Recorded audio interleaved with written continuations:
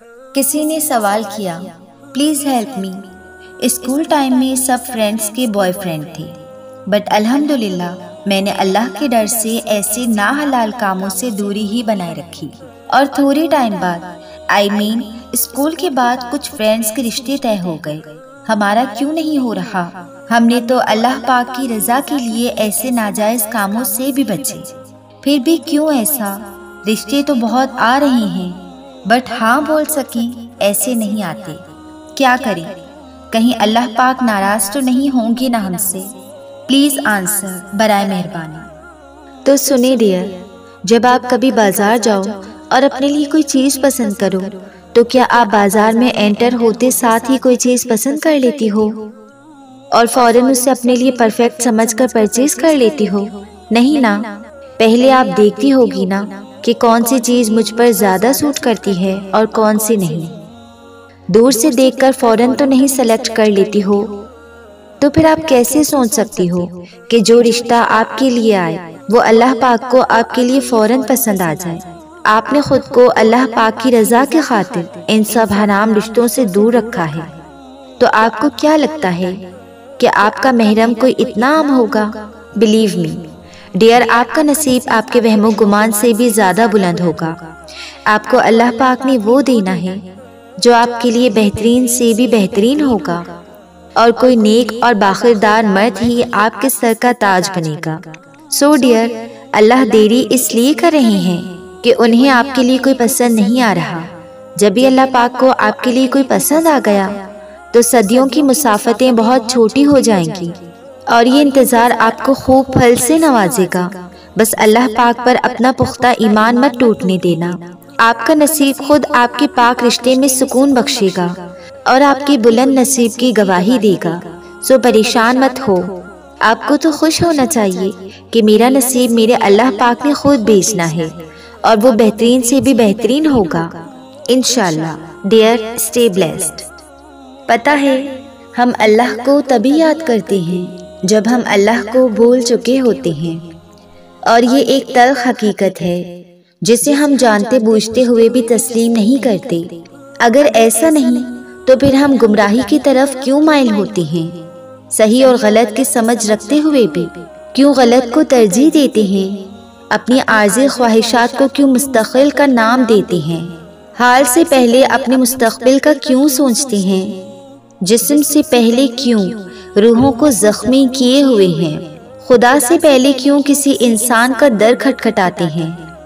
اور پھر جنت دوزخ کے فیصلے کیوں خود ہی کر بیٹھتے ہیں؟ آخر یہ کیسی عجب الجھنیں ہیں جن میں خود کو ہی الجھائے بیٹھے ہیں۔ گر واقعی خدا یاد ہوتا تمہیں تو پھر نہ ہوتا ایسا حال تمہارا کبھی۔ ہزار الجھنوں میں جکڑا ہے خود کو، تو پھر کیسے خدا یاد آیا ہوگا تمہیں کبھی؟ اور تم یہ بات ذہن نشین کر لو کہ نکاح کے بغیر پاک اور خالص محبت کا کوئی وجود نہیں۔ یہ رشتہ صرف ایک گمراہی ہے جو شیطان کا انسان پر بچھایا ہوا ایک جال ہے، اور وہ انسان اور اللہ کے درمیان اس ناجائز رشتے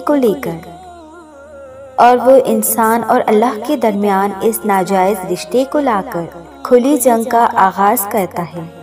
اس لیے تم جلد ہی اس حرام رشتے کی حقیقت سے واقف ہو جاؤ، اور اللہ کے منتخب کیے ہوئے حلال رشتے کے لیے اپنے دل کی خالص محبت کو محفوظ کر لو، اور درست وقت میں درست شخص پر اسے وقف کر دو۔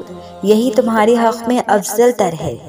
دیکھیں، اگر کچھ چیزیں وقت سے پہلے طلب کر لی جائیں تو اس کا عین وقت پر حاصل بھی آپ کو حاصل نہیں لگے گا، اور اس بے وقت چیز سے مکمل مسرت حاصل نہیں کر سکیں گے آپ۔ مطلب اگر آپ کو کچھ چاہیے تو ابھی چاہیے، فوراً، بس وہ چیز، وہ شخص آپ کو ایک دفعہ مل جائے صحیح، اور اگر نہ ملے تو رونا دھونا شروع کر دیتے ہیں۔ حالانکہ آپ کی یہ بے وجہ کی جلد بازیاں آپ کو مکمل مایوس کر دیتی ہیں اور وقت پر ملنے والی مسرت کو کم کر دیتی ہیں، جبکہ اللہ پاک نے قرآن پاک میں واضح فرما دیا ہے کہ ہر چیز کا مقرر وقت ہے۔ تو پھر آخر یہ کیسی بے چینی، کیسی بے سکونی، یہ کیسی اکتاہٹ، دیکھیں کچھ چیزیں صحیح وقت میں صحیح موقع پر ملی تو ہی آپ کی بے لوث راحت کا باعث بنے گی، اور اگر وقت سے پہلے دریافت ہو جائے تو آپ کی ہستی کھیلتے ذات کو مکمل توڑ کر رکھ سکتی ہے۔ اور یاد رکھیں، اللہ کے فیصلے اللہ تک ہی محدود رہنے دیجیے، ورنہ ان فیصلوں کا اختیار اگر آپ خود لے لیں گے تو ہر بے وقت چیز آپ کو مایوسی کی طرف گھسیٹتی چلی جائے گی اور آپ کو زندگی کے ایسے موڑ پر لے جائے گی جہاں آپ اور آپ کے اپنے ہاتھوں کی کمائی سے آپ کی بکھری ہوئی زندگی ہوگی۔ میری ہر دعا پر تیرا راضی ہونا لازمی ہے یا رب، ورنہ میں اس حاصل تمنا کا کیا کروں گی جس میں مجھے تیری رضا ہی نہ حاصل ہو پائے گی۔ مانگنے کا حق تو اللہ نے تمہیں دیا ہے، پھر وہ کون سی چیز ہے جو تمہیں اس سے مانگنے سے روکتی ہے؟ کیا تم نے وہ آیت نہیں پڑھی، دعاؤں سے تو پہاڑ بھی سرک جاتے ہیں، پھر تمہیں کیوں لگتا ہے کہ تمہاری دعائیں قبول نہیں ہوں گی؟ اللہ کی ذات تو وہ واحد ہے جس پر تم آنکھ بند کر کے بھی یقین کر سکتے ہو کہ جو ہو رہا ہے یا ہوگا وہ بہترین ہوگا۔ مقدر لکھنے کا حق تو اس نے تمہیں دیا ہے، چاہے تو دعاؤں سے روشن پنے بھر لو، چاہے تو نا امیدی اور امید کی جنگ لڑتے رہو۔ تم اس سے مانگنے کی حد کر دو، تدبیریں وہ خود کرے گا۔ آزمائشوں سے گزرے بغیر کیسے پتہ چلے گا کہ اللہ البصیر ہے، یعنی سب کچھ دیکھنے والا؟